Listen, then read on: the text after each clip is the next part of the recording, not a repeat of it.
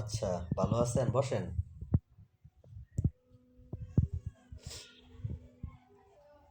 রাকিব, তোমার বউয়ের খবর কি?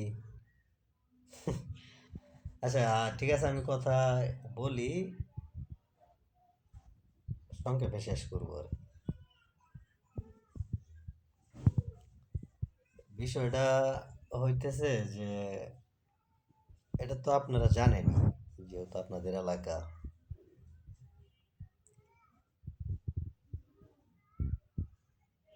শুনেন, ভালো মানুষকে বাসতেই পারে, ভালো মানুষকে বাসবে, এটাই নিয়ম।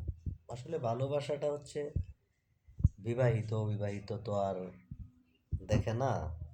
ভালোবাসাটা হইতেছে আপনার একান্ত মনের ব্যাপার। তে ভিডিও যেহেতু করতেছো, ভালো করে করো, আমি এটা ইউটিউবে ডাউনলোড দেবো, আপলোড দেবো।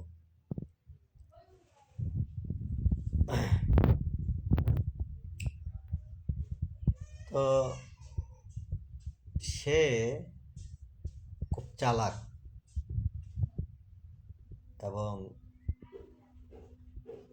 ট্যালেন্টও বটে।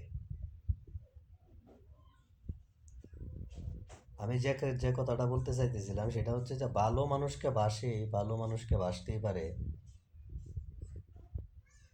মানে ভালোবাসা, ভালোবাসলে যে কাছে পাইতে হবে এমন তো কোনো কথা না, তাই না? এটা আমিও মানি। কিন্তু বিষয়টা হচ্ছে বেইমানি আর প্রতারণা করলে, মিথ্যা কথা বললে সেটা কি মানা যায়? মানা যায় না। এখন আমি তো আর বলবো না যে আমি দুধে দোয়া তুলসী পাতা, আমিও মিথ্যা কথা বলছি। কিন্তু মিথ্যা কথা বলি আর যাই বলি, আমার ভালোবাসাটা ছিল সত্য। তার ভালোবাসাটা সত্য ছিল না, মিথ্যা ছিল। কারণ সে যতই সত্য বলুক না কেন, ভালোবাসাটা যখন মিথ্যা, তার সব কিছুই মিথ্যা। দেখেন, এমনিতেও সে আমার সাথে অনেক করছে।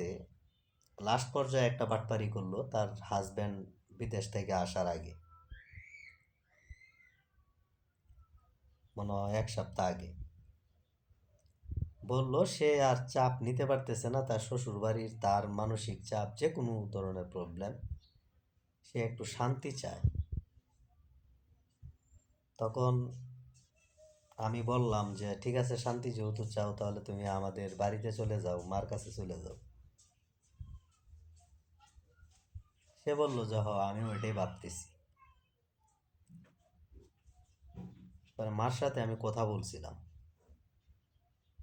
তো মা যা বলছে তা আর বলতে চাই না।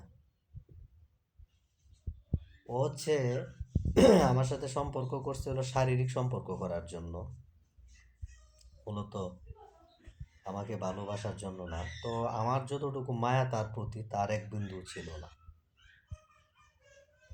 তো জিনিসটা আমি বুঝতে পারি নাই, আমি তো রিয়েল ভাবেই তারে ভালোবাসছিলাম, পাওয়ার আশায় ভালোবাসছিলাম। পরে যখন বুঝতে পারলাম যে পাবো না, তখন আস্তে আস্তে তো আমিও সরতে চেষ্টা করছি।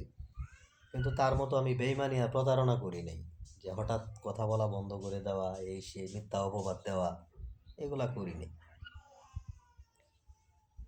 সে একটা কাজ করছে, নভেম্বরের 27 তারিখ আমি তারে ফোন দিতেছি, ফোনটা নাকি তার দেবরে ধরছে। এটা মিথ্যা কথা।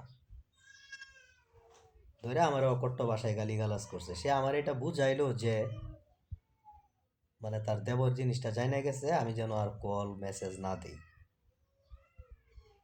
তো যাই হোক, বিষয় এটা না, বিষয় হলো মানে, হ্যাঁ, না, সে আমারে ভালোবাসছে, ভালোবাসা দিছে, সব কিছুই দিছে, তাতে আমার কোনো কষ্ট নাই। সে আসে নাই, কষ্ট নাই। আমার কথা হচ্ছে সে আমার বিষয়ে কার কাছে কি শুনছে, মানলাম সবই সত্য, মেনে নিলাম। সে জাস্টিফাই না করে আমারে নিয়ে খেলছে, মজা নিছে,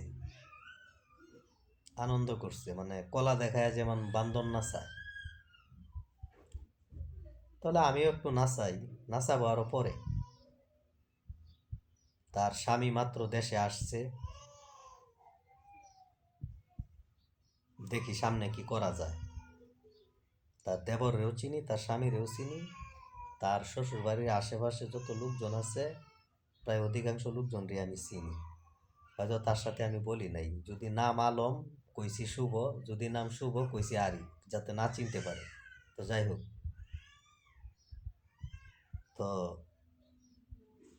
তার বেইমানির শাস্তিটা একটু পেতেই হবে, কারণ তার জন্য আমার জীবন থেকে অনেক কিছু হারায় গেছে,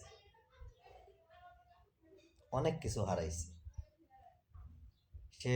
সে আমার শত্রুর সাথেও বলছে যে আমি নাকি তার নখের সমানও হইনি, আমি তার নখের পায়ের নখের সমান হইনি। ঠিক আছে, তো যাই হোক, আমি ওই বিষয়ে যাচ্ছি না। তো তার জন্য যে আমার ক্ষতিপূরণ হয়েছে, ক্ষতি হয়েছে, সে ক্ষতিপূরণ ওই কেন 7 জনে ওষুধ করা পাইতো না, শুধরাতে পারবেও না। তবে তার বেইমানির শাস্তি স্বরূপ আমি তাকে একটা শাস্তি দেব। আপনারা নিষেধ করেন আর যাই কিছু করেন, ঠিক আছে? ওই যে কত বড় ট্যালেন্ট মাল, ওরা আমি একটু দেখবো। আমি চুপচাপ আছি। ওকে, আচ্ছা ভাই, ঠিক আছে, বিকালে আমি যাবো ওইদিকে, পরে দেখা করবো।